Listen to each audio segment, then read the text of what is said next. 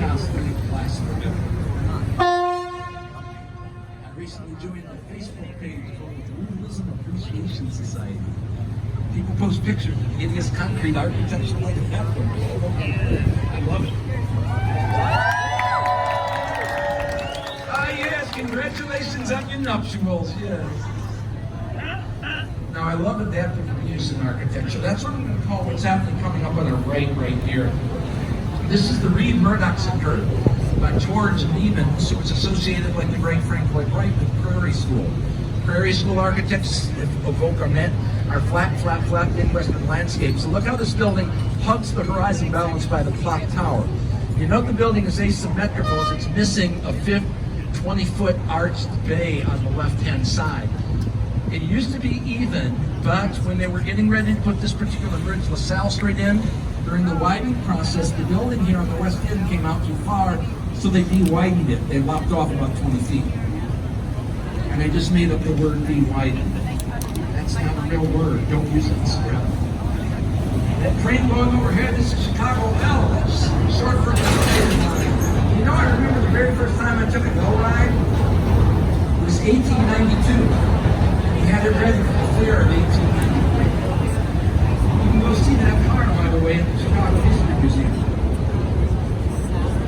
Now, coming up on the right is a true early Chicago school building from 1912. Incidentally, the sign refers to the Chicago School of Psychology inside, but it's very perfect. It is Chicago School architecture as well. So again, after the fire, you're not allowed to build with wood. Masonry takes up too much space. Architects start using brick.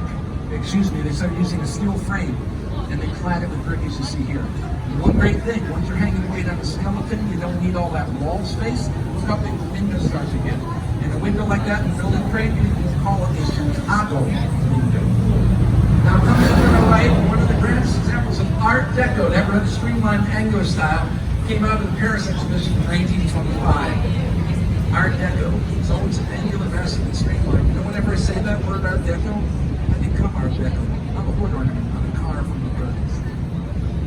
So seriously though, when I say Art Deco, I want you to think Jazz Age, the Great Gatsby. It's the 20s, before the crash. It's America, unbridled optimism, everything that seems to be moving forward. And the merchandise mart, massive and streamlined. $32 million, largest structure in America prior to completion of the Pentagon. 4,600 windows, over 7 miles of hallways. They originally had their own zip code. It was commissioned by the Marshall Field Department Store, a great retailer. They dreamed of a giant wholesale market and woke up to the Depression, selling to Joe Kennedy for only $13.5 million. And I will tell you how Joe Kennedy literally saved that building on the way back. And I'll tell you who those statues are as well.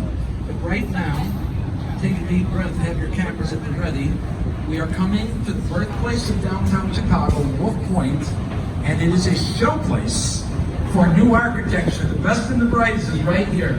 And let's start with the building that started right on our left, 333 West Wacker Drive, where Ferris Bueller's dad worked in the movie Ferris Bueller's Day Off. 333 West Wacker Drive. Now this is a great example of that idea of contextualism. Relate to your environment. And you see how everything about this building is about the river, the curve follows the bank, glass reflects architecture and skyline, even the nautical circles because you're on the river. This building's 1983, could have been done yesterday. It set the bar really high, right?